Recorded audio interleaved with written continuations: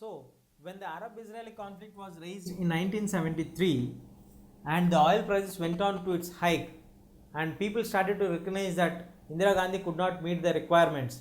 So, we got a leader emerging out of this called Mr. JP. The full form of JP is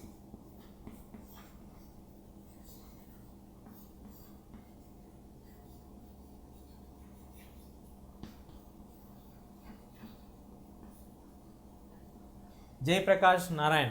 This Jay Prakash Narayan was initiated to tap the movement in all the regions that the dissatisfaction against the Congress was to be created, and he was in Gujarat, his main role was in Bihar, and in all the North Indian states they started to consider him like he is going to be the alternative for the government and he is going to question the other issues.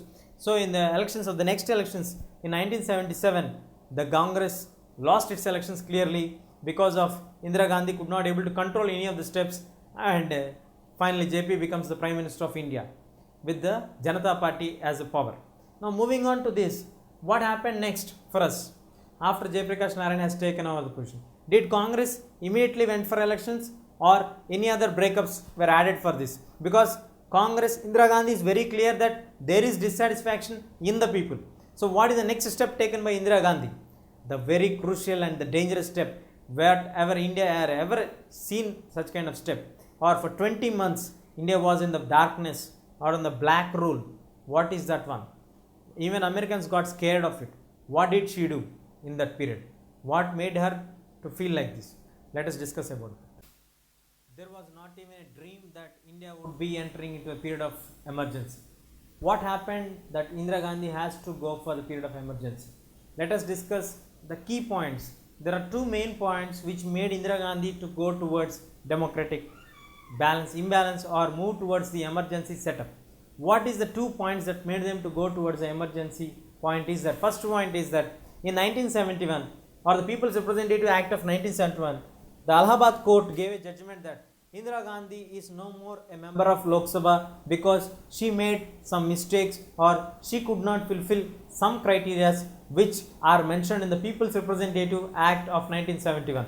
So the Allahabad court gave a judgment mentioning clearly, which means that Indira Gandhi is no more a member of parliament, which means she is not eligible to be in the post of the Prime Minister.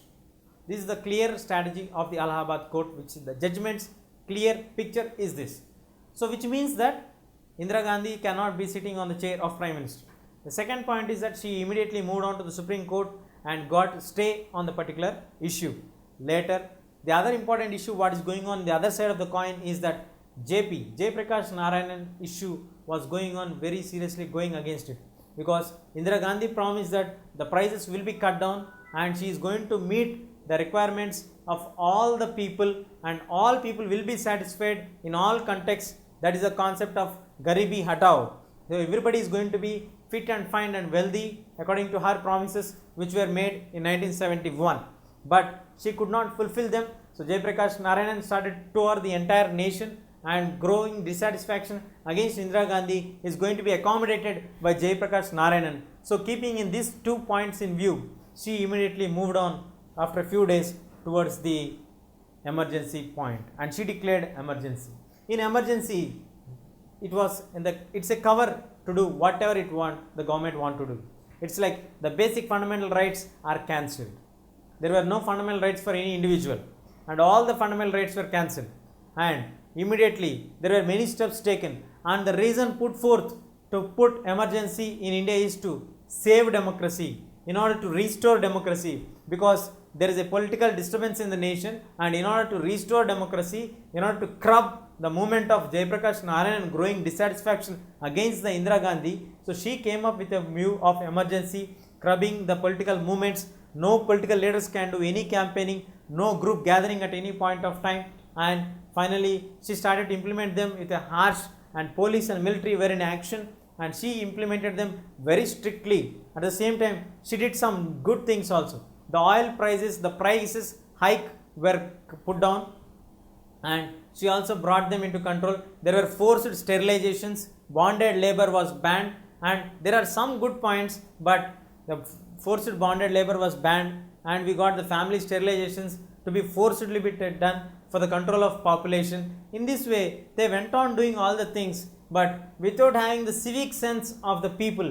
The prices were reduced, they got control of the people, there is no gathering of the people, there was no bonded labor, there was no zamindari system, there were no taxes. In this way there are some positive points, but finally when it comes to the civic responsibilities, when there are no fundamental rights, it was violated completely. Indira Gandhi banned completely the fundamental rights, which was not acceptable to any of the people at that point of time. And she brought serious amendment in the constitution, that is 42nd constitutional amendment, making it power of excellence that the state governments, the central governments will have more enormous powers, and she will ensure that no court will have any dispute settlements of the election issues. One is the central government and state governments will get enormous powers. No government or no state or the high courts or the supreme courts will have any say in the election disputes. And moving on to the third point, the judiciary was reduced completely lower than the parliament. Actually it is reduced down and parliament is made supreme, and the decisions of the parliament will be subsiding on the decisions of the supreme court. In this way she brought the historical 42nd amendment, which was a very curbing on the authorities of the supreme court in particular.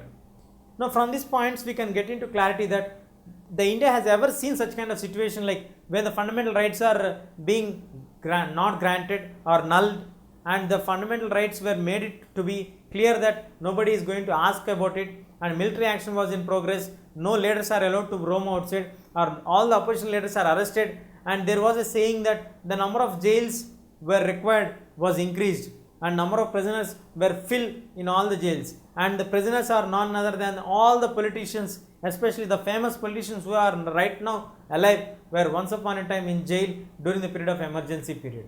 And it is also very clear that the 42nd amendment is not an adding fabric for democracy, but it is actually diluting the fabric of democracy, because the Supreme Court is given independent judiciary to check any laws and issues which are against the interest of the people, and here the 42nd amendment is curbing them and bringing down to the authority of the parliament, and parliament is made supreme here, the power of excellence. This is completely the personalization of the government in the Indira Gandhi's point of view, as it was expressed by the opposition leaders of that point of time.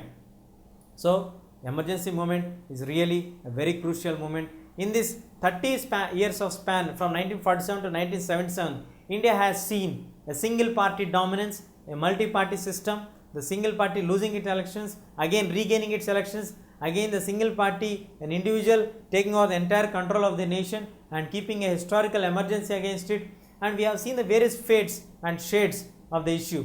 Let us see in the next 30 years what happened for India in the next part of the lesson.